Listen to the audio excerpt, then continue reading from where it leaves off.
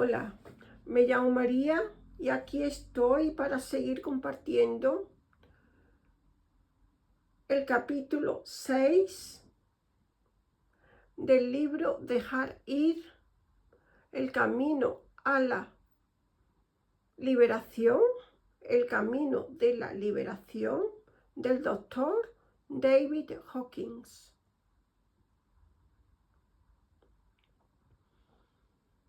En este capítulo nos habla de el deseo. Antes de comenzar, me gustaría invitarte a que estés en plena presencia, con una mente abierta, receptiva y un corazón dispuesto a dar, recibir, escuchar, confiar, sentir, respirar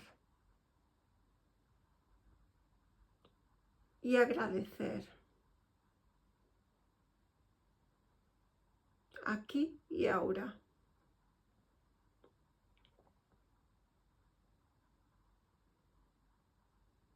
Presta atención a tu respiración, a tu sentir, a cómo te sientes con tu deseo ya realizado, a que sueltes el control. Deja ir la preocupación, la duda, la incertidumbre y el miedo. Suelta y confía, aquí y ahora.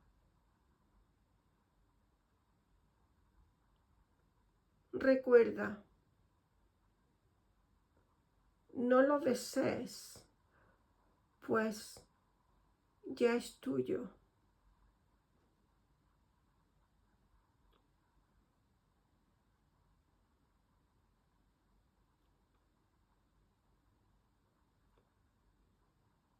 Gracias, Padre.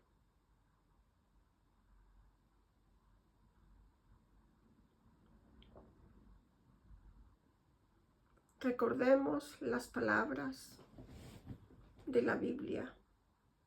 Pide y se te dará, creyendo que ya lo tienes.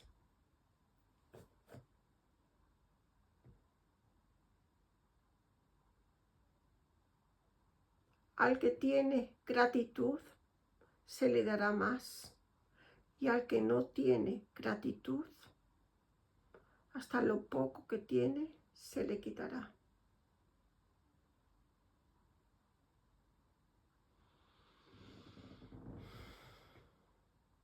Haz una respiración profunda.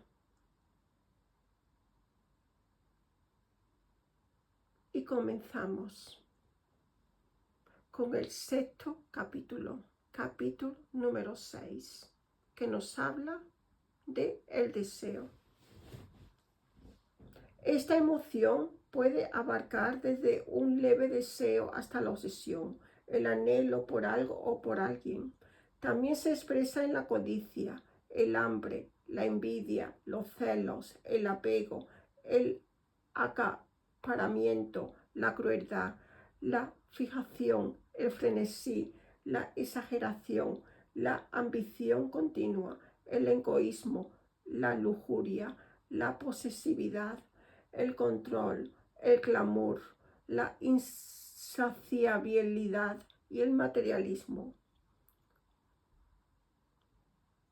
Nunca estoy satisfecho. Nunca es suficiente. Debo tener. ¿Cómo te sientes con estas afirmaciones? La característica subyacente a esta emoción es la impulsibilidad. Cuando estamos a merced del deseo, no somos libres, nos controla, nos dirige, nos esclaviza y nos lleva a la oreja.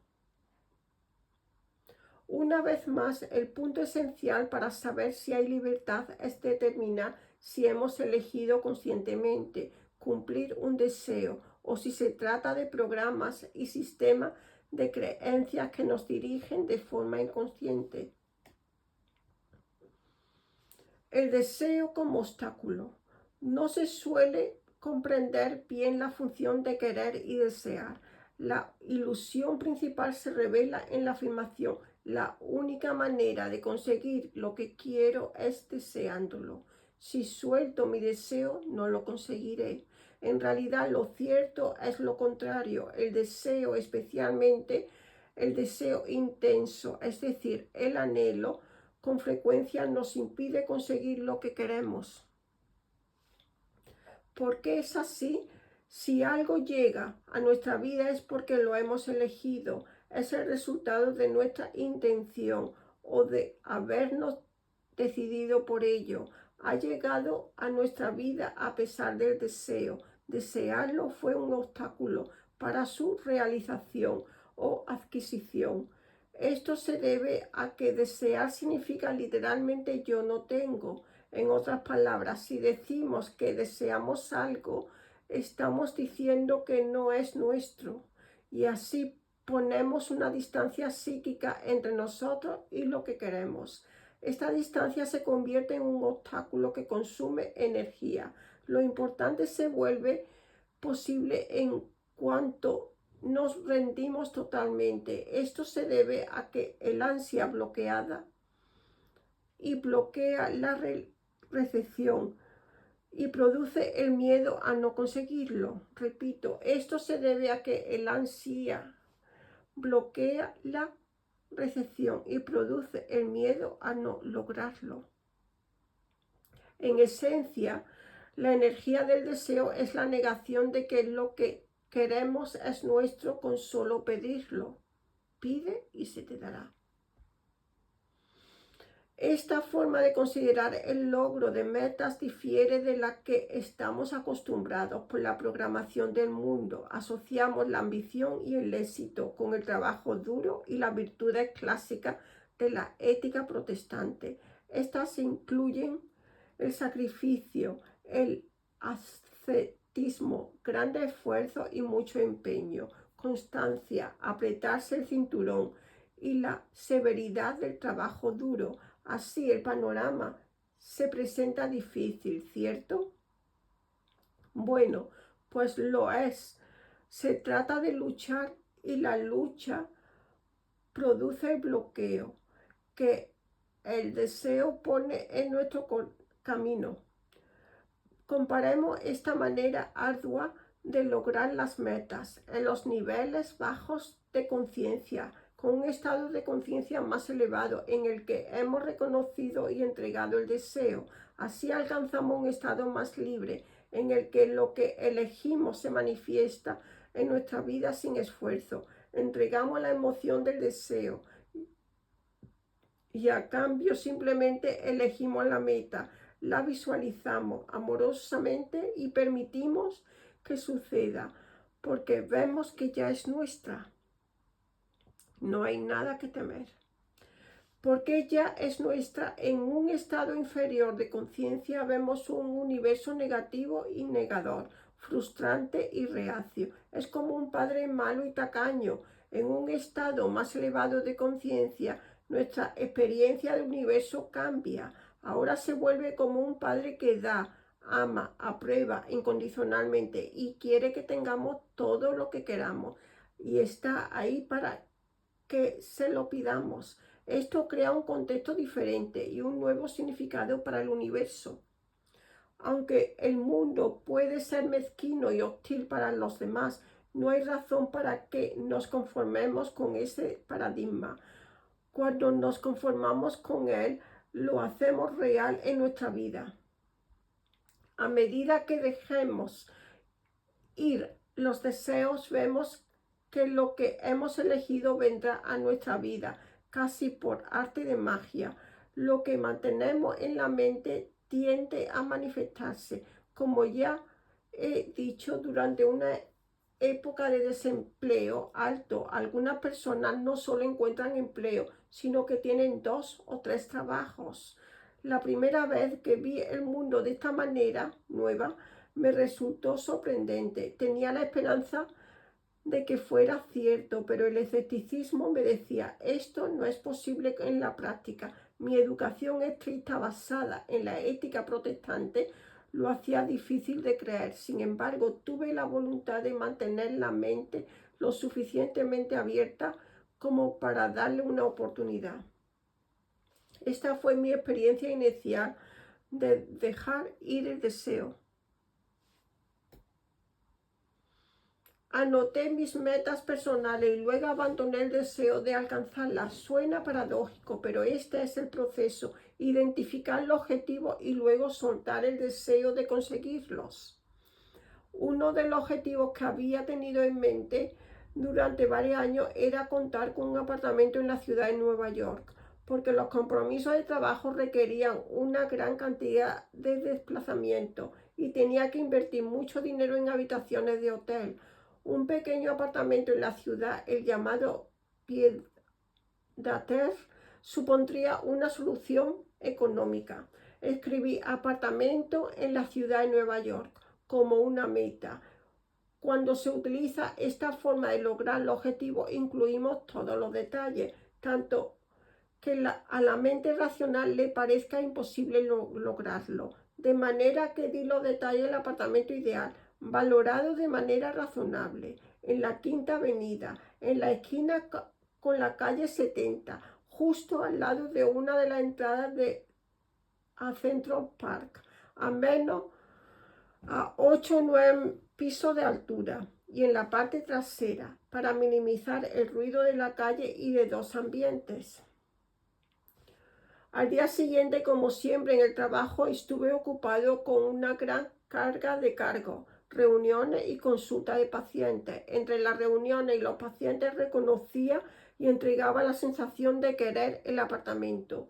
Y a medida que avanzaba el día me olvidé de él. A las 4:30 de la tarde, después del último paciente, de repente tuve el impulso de ir en coche a la ciudad. A pesar de que era hora punta, el camino estaba despejado y solo tardé media hora. El coche circuló hasta la 73 con Lexington y se dirigió a la inmobiliaria más cercana. De manera más bien mágica, apareció un lugar para aparcar justo enfrente de la inmobiliaria. El agente inmobiliario, al escuchar que deseaba un apartamento en la Quinta Avenida, me miró sorprendido y dijo: bueno, sin duda está de suerte.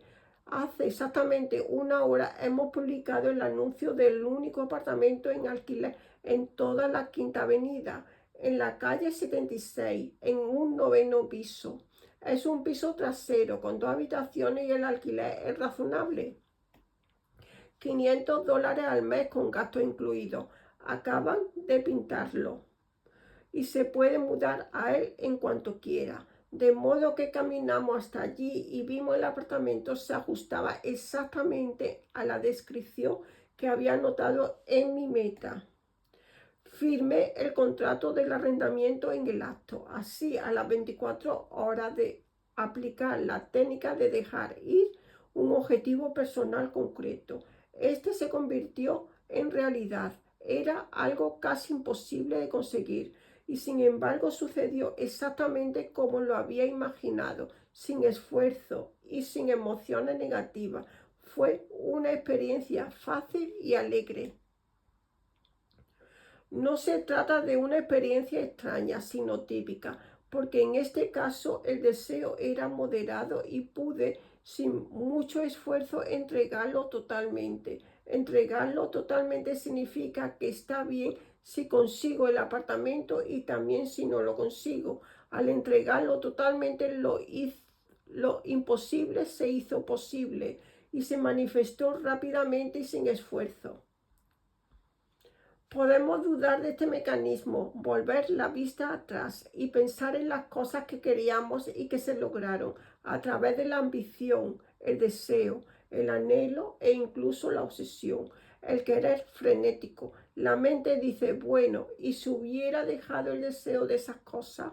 Si no fuera por el deseo, ¿cómo las habría conseguido? La verdad es que podrían haber llegado de todos modos, aunque sin la ansiedad, el miedo a no conseguirla, sin todo el gasto de energía, sin todo el esfuerzo, sin todo el ensayo y error y sin todo el trabajo duro. Bien, dice la mente, pero si lo conseguimos sin esfuerzo, ¿qué hay del orgullo por el logro? ¿No tendríamos que sacrificar eso? Bueno, sí tendríamos que renunciar a la vanidad de todo sacrificio y el trabajo duro que pusimos en ello. Tendríamos que dejar el sentimentalismo sobre el autosacrificio y todo el dolor y sufrimiento que tuvimos que pasar para lograr el objetivo. Esta es una perversión peculiar en nuestra sociedad. Si tenemos éxito casi sin esfuerzo, la gente nos envidia. Les molesta que no hayamos tenido que pasar todo tipo de angustia y sufrimientos para llegar allí. Su mente cree que esa angustia es el precio que hay que pagar por el éxito. Echemos un vistazo a esta creencia. Si no fuera por la programación negativa que nos han hecho creer lo contrario, ¿por qué deberíamos pagar algún coste de dolor y sufrimiento para lograr cualquier cosa en nuestra vida?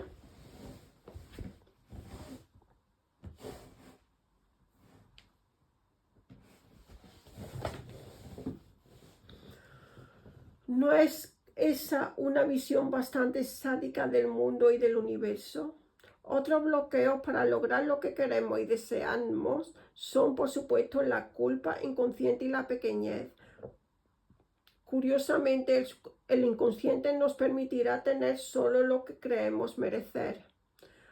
Cuanto más nos aferramos a la negatividad y a la pequeña imagen de nosotros mismos resultante, menos pensamos que merecemos y de forma inconsciente nos negamos a la abundancia que fluye tan fácilmente para los demás.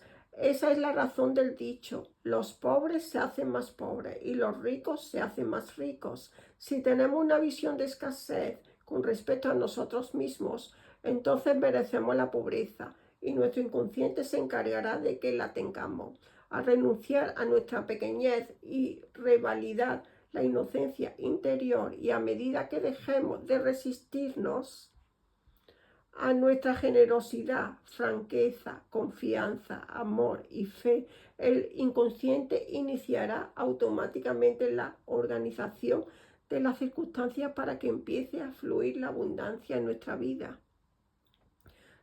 Tener, hacer y ser. A medida que nos liberamos de los estados de conciencia inferiores, como la apatía y el miedo, entramos en el deseo. Lo que antes era no puedo, ahora se hace posible. La progresión general de los niveles de conciencia, a medida que avanzamos del más bajo al más alto, supone pasar de tener al hacer y de este al ser. En los niveles inferiores valoramos lo que tenemos, queremos lo que tenemos, pues es lo que nos da nuestra imagen personal de valía y posición en el mundo. Una vez que nos hemos demostrado a nosotros mismos que podemos tener, que nuestras necesidades básicas pueden ser cubiertas, que tenemos el poder para cubrir las propias necesidades y las de las otras personas que dependen de nosotros, la mente comienza a interesarse más en lo que hacemos. Entonces pasamos a un sistema social diferente, en el que lo que hacemos en el mundo es la base de nuestro valor y de cómo nos califican los demás. A medida que ascendemos en el amor, nuestro hacer está cada vez menos caracterizado por el servicio a uno mismo y se orienta más a los demás. Cuando nuestra conciencia crece, vemos que ese servicio amorosamente orientado a los demás conlleva la automática satisfacción de nuestras necesidades. Esto no significa sacrificio. El sacrificio no es sacrificio. Finalmente nos convencemos de que el universo satisface todas nuestras necesidades y nuestras acciones se convierten en amor. Llegados a este punto, lo que cuenta ya no es lo que hacemos en el mundo, sino lo que somos. Nos hemos demostrado a nosotros mismos que podemos tener lo que necesitamos, que con la disposición adecuada podemos hacer casi cualquier cosa. Y ahora se vuelve más importante lo que somos, por nosotros mismos y para los demás. Ahora la gente busca nuestra compañía, no por lo que tenemos, ni por lo que hacemos, ni por las etiquetas sociales, sino por aquello en lo que nos hemos convertido. Debido a la cualidad de nuestra presencia, la gente quiere estar cerca de nosotros y experimentarnos. Nuestra descripción social cambia. Ya no somos los que tienen un apartamento de moda o un gran coche o una colección de baratijas, ni se nos etiqueta como presidente de esta o aquella corporación o como miembros de la junta directiva de alguna organización. Ahora se nos describe como personas espléndidas, a quienes merecen la pena conocer y la alegría. Nos describen como personas carismáticas. Este nivel del ser es típico de los grupos de autoayuda. En ellos nadie está interesado en lo que los demás hacen en el ruido, ni en lo que tienen. Solo interesa si se han logrado ciertas metas internas, como la honestidad, la transparencia, la generosidad, el amor, la disposición, ayudar, la humildad, la sinceridad y la conciencia. Están interesados en la cualidad del ser. El glamour. El glamour es un tema muy útil de entender. Una vez entendido, resulta mucho más fácil soltar los deseos. En su libro Espejismo, Glamour, un problema mundial, en 1950, de Alice Bailey, lo presenta con maestría. Si nos fijamos en algo que queremos, podemos empezar por distinguir entre la cosa en sí y el aura, la pátina, el flash y el efecto magnético de atracción de una cualidad que se puede describir como glamour. Esta disparidad entre lo que la cosa es en sí misma y el glamour que nos une a ella es lo que lleva a la desilusión. Muy a menudo perseguimos algún objetivo y luego cuando lo logramos nos sentimos decepcionados. Esto se debe a que la cosa en sí no coincide con nuestras representaciones de ella.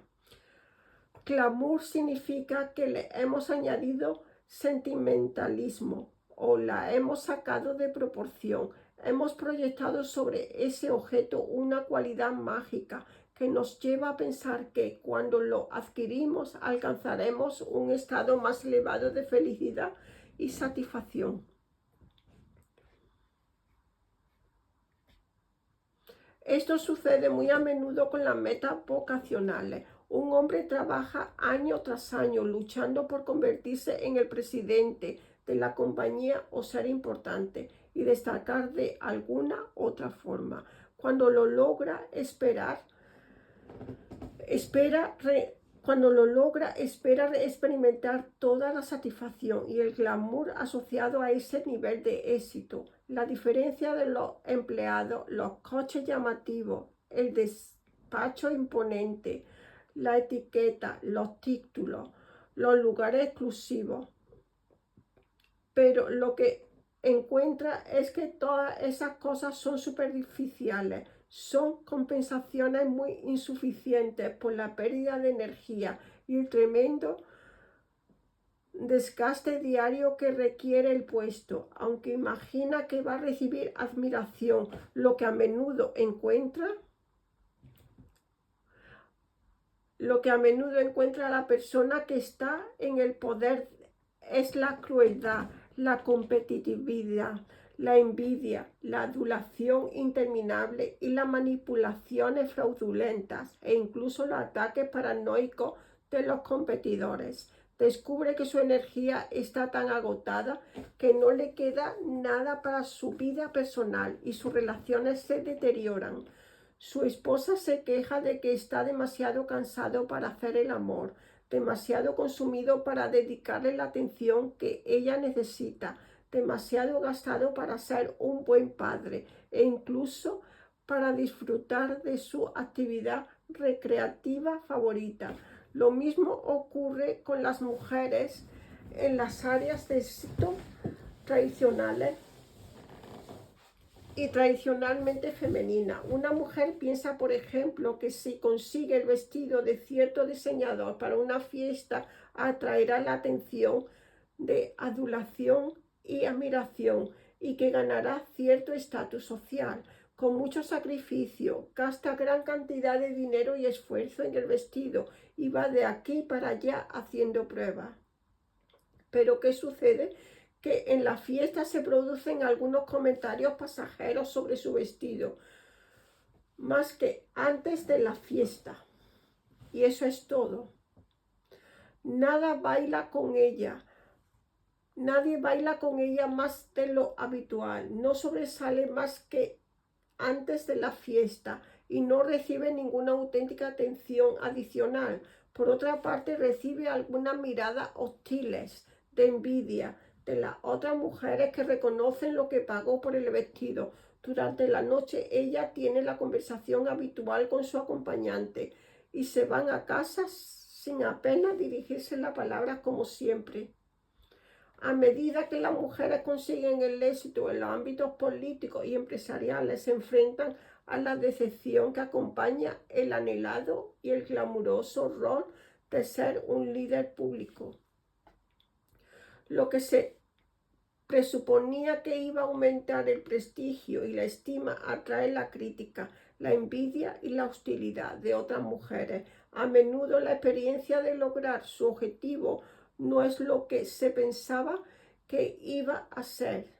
Se producen interminables críticas a su personalidad pública y a su aspecto y siente la persistente sensación de inquietud y preocupación interior de haber fallado a su familia por buscar la realización profesional. A veces ganar no es tan liberador como el glamour quiere hacernos creer. El sentimentalismo y la emotividad también llevan a idealizar las metas emocionales. Se proyecta cierta excitación sobre acontecimientos emotivos. Por ejemplo, una reunión, una primera cita o ser elegido presidente de la clase. El objetivo es que parezcan más importantes de lo que realmente son. Después de que el acontecimiento pasa, la vida sigue igual y llega la decepción. El revestimiento de glamour es descaradamente obvio en la publicidad. Aquí lo vemos en toda su dimensión. El vaquero se lo reviste de glamour, de la masculinidad, y la bailarina del ballet del glamour de la feminidad. Los hombres se sienten atraídos por la personalidad, no por las marcas. Así, el vaquero representa el glamour de lo masculino, que es rudo, fresco, amable y está al mando. El consumidor proyecta los rasgos de personalidad que desea sobre el producto. El glamour lleva a vivir en un nivel de fantasía. Por tanto, cuando soltamos un deseo, tenemos que diseccionar lo que hay de exageración, fantasía y romanticismo. Una vez que hemos renunciado al glamour, es relativamente fácil entregar el deseo. Si abandonamos el romanticismo del vaquero, por ejemplo, el cigarrillo o la hamburguesa de queso que tenía en las manos en el anuncio, pierde su atractivo. De hecho, para nuestra sorpresa, descubrimos que el deseo se había adjuntado a la fantasía glamurosa. Desde el principio no hubo realidad en él. Esto significa que el mundo constantemente nos vende deshonestidad. Sirve a nuestro deseo de ese aspecto romántico idealizado nos prometen hacernos más importantes de lo que realmente somos. El glamour llevado a ese nivel de deshonestidad es una falsificación. La mente protesta. ¿Tengo que renunciar a toda esa emoción del glamour? ¿Tengo que dejar mis imágenes de gratificación emocional y excitación? La respuesta es no. No tenemos que renunciar a ello en absoluto y podremos alcanzar nuestras metas sin esfuerzo y más fácilmente una vez que seamos conscientes de lo que estamos eligiendo. Podemos ser atractivos, pero no lo conseguiremos de una manera falsa, como por conducir cierto estilo de coche, sí mediante el abandono de nuestra pequeñez, apropiándonos de nuestra grandeza para a continuación reflejarla al mundo. Podemos convertirnos en esa persona emocionante que la gente está ansiosa por conocer. Basta con elegir ser esa persona y dejar los bloqueos que surgen al desear ser así. Podemos tener lo que queremos directamente, sin desviarnos por alguna promesa fraudulenta que nos conduzca a la frustración y la decepción. El camino para convertirse en esa persona emocionante que la gente quiere conocer es muy fácil. Basta con imaginar el tipo de persona que queremos ser y entregar todos los sentimientos negativos y bloqueos que nos impiden ser así. Entonces todo lo que necesitamos tener y hacer se coloca automáticamente en su lugar. Esto se debe a que el nivel del ser tiene más poder y energía que los del tener y hacer. Cuando le damos prioridad, integra y organiza nuestras actividades. Este mecanismo se evidencia en la experiencia común. Lo que mantenemos en la mente tiende a manifestarse. Repito, lo que mantenemos en la mente tiende a manifestarse. El poder de la decisión interna.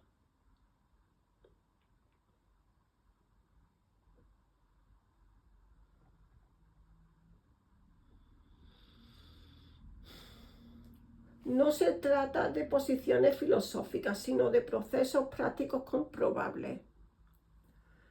Es fácil experimentar con estos conceptos y ver los resultados automáticos que se producen, debido a que la mente tiende a atribuir el mérito a cualquier cosa que no sea el poder de nuestra conciencia. Es bueno llevar un diario para anotar las metas que nos gustaría alcanzar y luego verificarlas y hacer un seguimiento. ¿Por qué? Porque vamos a necesitar tiempo antes de llegar a creer que es nuestro propio poder el que está cumpliendo con estos fines. Veamos un ejemplo interesante sobre la negación del poder interior. Un hombre que estaba desesperado por un trabajo y bastante agitado por ello, recibió instrucción sobre cómo aplicar la técnica de dejar ir a su situación laboral. Como era de naturaleza religiosa, se le aconsejó que se olvidara de conseguir el trabajo, dejándolo en manos de Dios, y que entregara su deseo mientras permanecía abierto a lo que pudiera pasar. Una semana más tarde contó: pues bien, el día después de que entregara el deseo de tener un trabajo, no pasó nada. Después recibí una llamada telefónica de mi cuñado. Iba a contratarme en su empresa.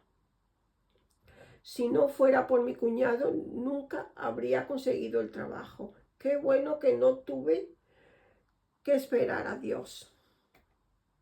Este es un buen ejemplo de lo que tiende a hacer la mente. Fue su propia entrega. Por supuesto, la que trajo la llamada del cuñado. Deseaba tan desesperadamente el trabajo que el deseo bloqueaba el cumplimiento de esa meta. Cuando dejó de querer un trabajo, apareció en las siguientes 24 horas Sin embargo, la mente tiende a no reconocer su propio poder y proyectarlo en cualquier otra cosa del mundo. Por eso las personas, por su propia valoración, piensan que son impotentes. Tienen el poder, pero no han hecho más que proyectarlo en fuerzas externas. Todos somos seres poderosos, que nos hemos vuelto inconscientes de nuestro poder. Lo hemos negado y proyectado en los demás debido a la culpa y a nuestra sensación de pequeñez. La mayor parte de lo que pasa en nuestra vida es el resultado de alguna decisión que hemos tomado en el pasado, consciente o inconscientemente. Siendo esto así, resulta muy simple ver nuestras decisiones pasadas mirando nuestra vida y haciendo el seguimiento hacia atrás. Una mujer que vino a psicoterapia demostró este principio. Necesitaba tratamiento porque, según sus palabras, mis relaciones nunca funcionan. Tenía una relación insatisfactoria tras otra y siempre se sentía usada y víctima de abuso. Estaba llena de resentimiento, autocompasión y depresión. El problema, por supuesto, quedaba claro en su primera fase. Mis relaciones nunca funcionan. Como negamos el poder de la propia mente, no vemos lo obvio. Es muy curioso cómo hemos llegado a ser tan inconscientes. He aquí a una mujer que tiene la respuesta esperándola, justo ahí, pero no la ve. No ve el poder de su propio sistema de creencia. Nuestra mente es tan poderosa que si solo tenemos en mente un pensamiento como mis relaciones nunca funcionan, lo más probable es que sea así. Nuestro genio inconsciente, que solo puede recibir órdenes y no tomar decisiones, se encarga de que nuestras relaciones no funcionen. Por supuesto, ella obtiene un montón de recompensa de su historia, de relaciones decepcionantes.